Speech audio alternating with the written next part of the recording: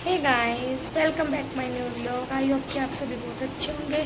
Guys, आज है हमारा महालक्ष्मी का व्रत, जो कि 8वें श्राद्ध पे आता है। ये व्रत बच्चों के लिए होता है।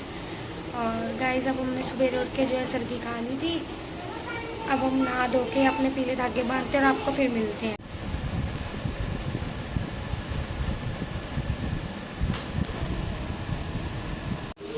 तो अब हमने महालक्ष्मी व्रत वाले जो पीले धागे बांध लिए हैं। अब हम इसे शाम को खोल देंगे।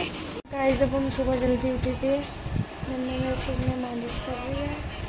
अब मैं सोऊंगी थोड़ी देर, फिर उठ के नहाएंगे। गाइस, मैंने मान्या को नहला दिया है, काशू को भी नहला दिया है। काशू दूध पी रही है। आज हमारा बर्थडे है, तो हम आपको आज मिलते हैं। तो हम क्या करेंगे, ये बंद। सो गाइस, अब हम जा रहे हैं सामान लेने।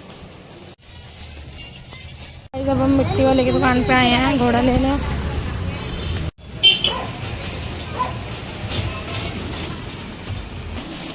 और भूख के हमारे सिर दर्द हो रहा है, चाय नहीं पीना है इसलिए। ये हम घोड़ा भी ले आए हैं।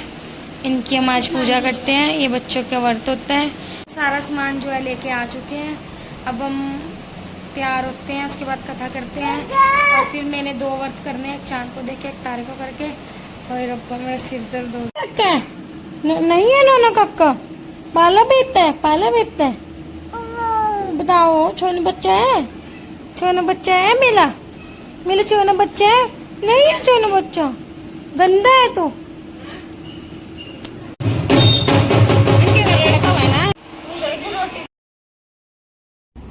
यहाँ पे मैं और मामी कथा सुन रहे हैं। कथा सुनने के बाद हमने अपने पीले धागे जो है वो उतार दिए। कोई कोई इन धागों को 16 दिन पहले बांधता है और आज के दिन उतारता है। कोई सूबह बांध के शाम को उतारता है। हम सुबह पहन के शाम को उतार देते हैं। यहाँ पे हम घोड़े की पूजा कर रहे हैं। आज के दिन घोड़े की पूजा होती है। और इस पूजा के बाद हमारे को कशिश कथा सुनाएगी।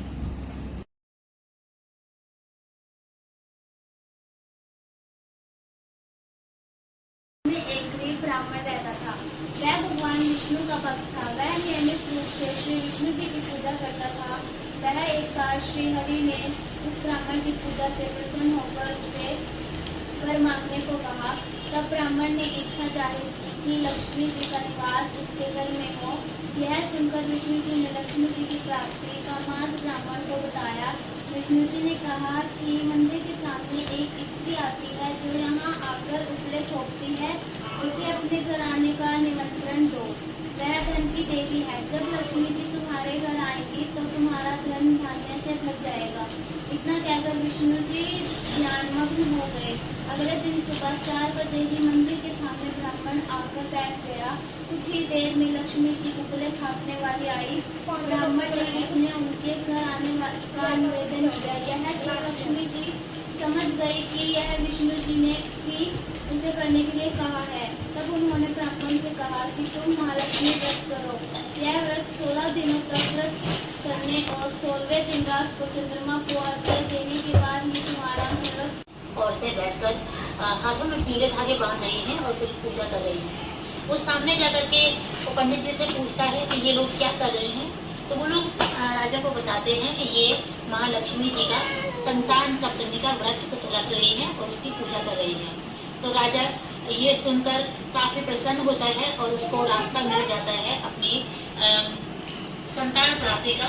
और वो उनसे वो पीले धागे मांगता है और उनको बोलता है कि मुझे भी इस व्रत का विधि विधान बताइए, ताकि घर जाके मैं अपनी रानियों को ये विधि विधान बताऊं और वो भी ये व्रत रखें, ताकि मेरे राज्य में जो सिर्फ एक चीज की कमी है वो लौट आए। तो वो जो लेडीज होती है वो राजा को महालक्ष्मी जी के पीले धागे दे देती हैं और पूरे व्रत का विधि विधान बता देती है। राजा वापस अपने राज्य लौटता है और अपनी दोनों रानियों में से छोटी रानी को वो पीले धागे दे देता है।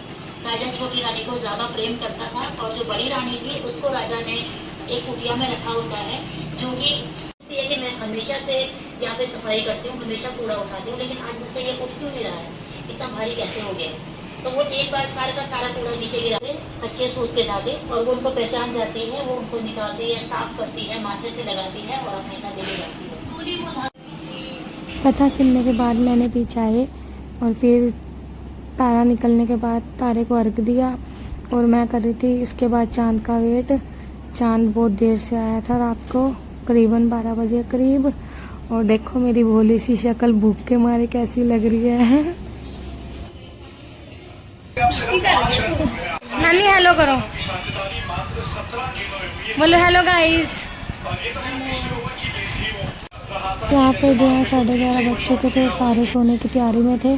और नानी मेरे लिए चांद देखने जा रही है कि चांद अभी तक आया क्यों नहीं। गाइस अब फाइनली रात के 12 बजे चांद निकला, बिल्कुल हल्का सा। अब भाभी कुछ खाएगी।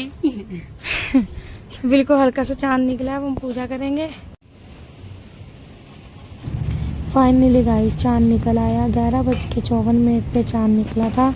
चांद निकलने के बाद फटाफट हम छत पे गए। छत पे जाके हमने पूजा की।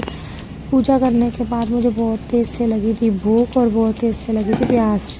इतना तो इंतज़ार करवा चौथ पे भी चांद नहीं करवाता जितना माँ लक्ष्मी के व्रत पे करवा दिया। नीचे जाके मैंने अपने देवर से मंगवाई थी चाँप के साथ मैंने खाए परांठे और माही से बनवाई चाय पी के। गाइस अब मैं पी रही हूँ चाय। आज का व्लॉग यहीं पे एंड करते हैं। अच्छा लगा तो लाइक कमेंट शेयर सब्सक्राइब करना ना भूलें।